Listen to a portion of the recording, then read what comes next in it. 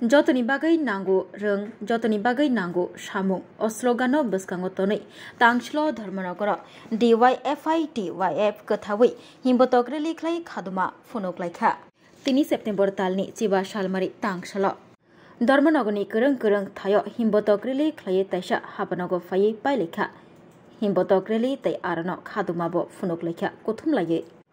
tabogni jorabo hastyo rengni bagai belaikhino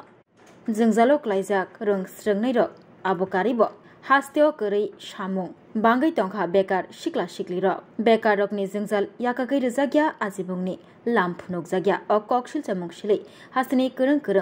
tang bedego bukcha achuk thai tongoibo haste hapang bukcha achuk thai rokno supongya yapri romya hnei koksil chamung silei himbotogreli khlai khaduma phunokha DYFI TYF tai sejawai kok shaka DYFI Dharmanagar বুখাস্তে কমিটিনি তাংফাং Arjun Nath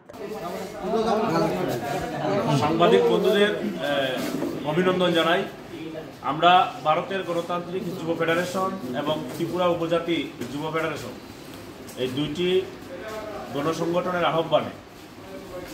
Dharmanagar শহর জুড়ে ইতিমধ্যে আমরা মিছিল সংগঠিত করেছি সকলের জন্য কাজ এবং সকলের জন্য শিক্ষা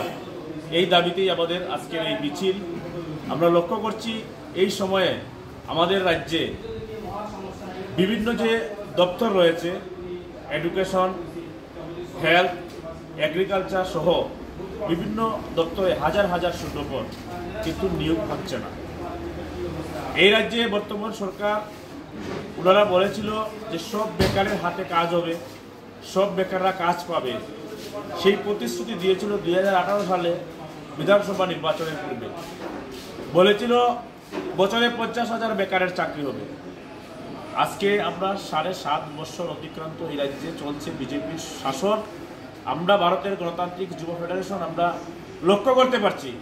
যে এই রাজ্য থেকে বেকাররা কাজের সন্ধানে বহিরাজ্যে পাড়ি দিচ্ছেন বেকাররা কাজ পাচ্ছেন না আমরা লক্ষ্য করছি টেট উত্তীর্ণ যারা হয়েছে তারা বসে আছে 2022 সালে লাস্ট 3,600 শিক্ষক নিয়োগ হয়েছিল 2023 সালের বিধানসভা নির্বাচনের বৈতরণী পার হওয়ার জন্য তারপর থেকে এবার 23, 24, 25 যায় অবস্থা কিন্তু আমরা লক্ষ্য করছি গত কিছুদিন আগে টেট পরীক্ষা হয়েছে টেট পাস করেছে যারা এখনও তাদেরকে নিয়োগ করা হচ্ছে না আমরা ভারতের গণতান্ত্রিক যুব ফেডারেশন ধর্মনগর মহকুমা কমিটি আমরা দাবি করেছি যে রাজ্য সরকারের কাছে যে অবিলম্বে এই সমস্ত দপ্তরে শিক্ষক নিয়োগ শিক্ষা দপ্তরে স্বাস্থ্য দপ্তরে স্বাস্থ্যকর্মী নিয়োগ এএনএম জিএনএম করে বসে আছে বহিরাজ্যে বিভিন্ন প্রাইভেট হেলথ সেন্টারে কাজ করছে কিন্তু তাদেরকে নিয়োগ করা হচ্ছে না আমরা ভারতের গণতান্ত্রিক যুব ফেডারেশন এই দাবি নিয়েই আজকে আমরা শহর জুড়ে মিছিল সংগঠিত করেছি আমাদের সাথে ছিলেন আমাদের 57 যুবরাজনগর বিধানসভার বিধায়ক কমরেড শৈলেন্দ্রচন্দ্র নাথ সহ আমাদের প্রাক্তন যুব আন্দোলনের নেতারাও ছিলেন এবং আমাদের সংগঠনের একাধিক নেতা কর্মী এবং আমাদের ধর্মনগর মহকুমার প্রত্যেকটা এলাকা থেকে আজকে যুবকরা মিলিত হয়েছেন এবং একটাই আওয়াজ উঠেছে যে আমরা কাজ চাই আমাদের কাজ দিতে হবে আমরা বেকার আমাদের কাজ দিতে হবে